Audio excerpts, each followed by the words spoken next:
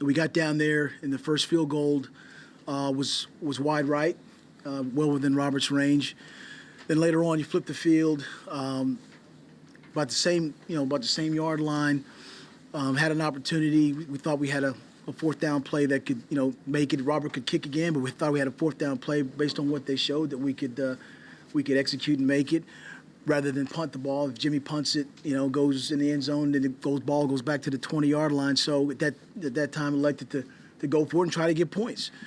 If we made it on the fourth down, and had a fumble, down there. So just you can't do things, like that when you're playing against a good football team. I mean, they're a good football team, and you go back and forth, and at halftime you look at the statistics. It wasn't one side dominating the other side, and I look at the statistics at the end of the game. Also, is not particularly one side dominating the other side, but they won where it matters, and that's on the scoreboard. They scored more points and had better opportunities to put it in the end zone than we did. There was a couple plays out there that that showed the presence of what a quarterback has to do, and I thought he made a couple good throws. Finally, on a scramble situation we talked about earlier, about when everything's covered, it's okay to pull the ball down and try to get positive yardage instead of trying to throw the ball away.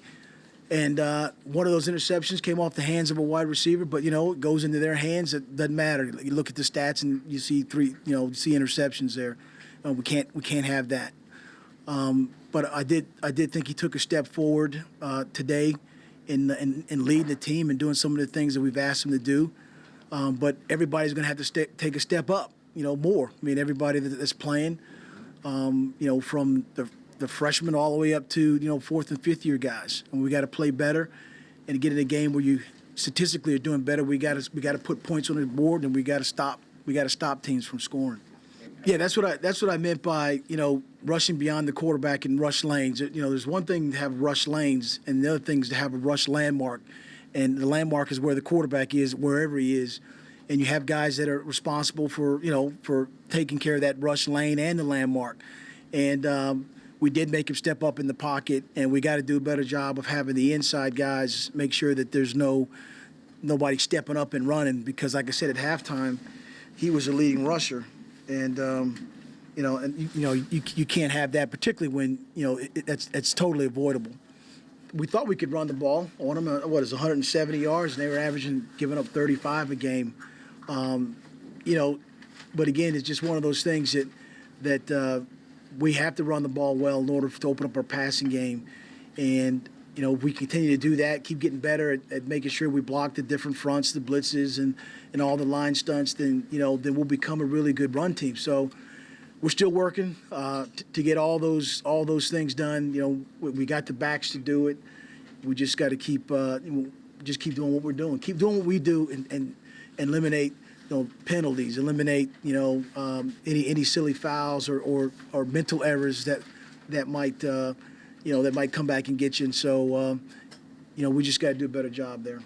As far as the executing of their routes and the crossing routes, that you got to have guys that are under that, guys over top of it, and they do a nice job of play action pass, which will draw you up, and sometimes you're losing underneath defenders. So that's what most of those passes were, those play action passes. So again, that's something we have to address. We have to look at it.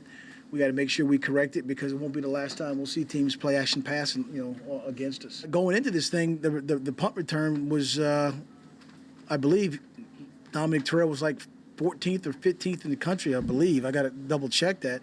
The kickoff return game, I think, is fine. I think it's just a matter of when you're asking guys to match up with guys in the game, either you become a block team or you become a return team.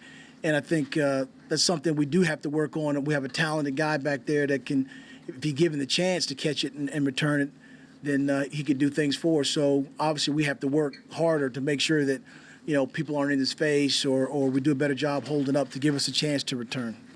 Instead of just putting David in for a couple plays, and we're thinking about series now, and you saw down there it was his time to go in, and even though it was coming out down there after a kickoff that I don't know if we muffed it or something happened, we got it like on a 10, 15-yard line. that he came in, and then he was also in later on in that the fourth down play, towards our end. And David will continue to play more. He'll continue to get play in more series, and we just bring him along, and I think he'll be a good talent. Once we get it all figured out for him. Kevin is a great young man, talented young man. I know he wasn't at 100%. Today, but whatever percentage he was, he did a nice job today. He wanted to come home. Basically, Carolina is home to him, and he wanted to play well and do well.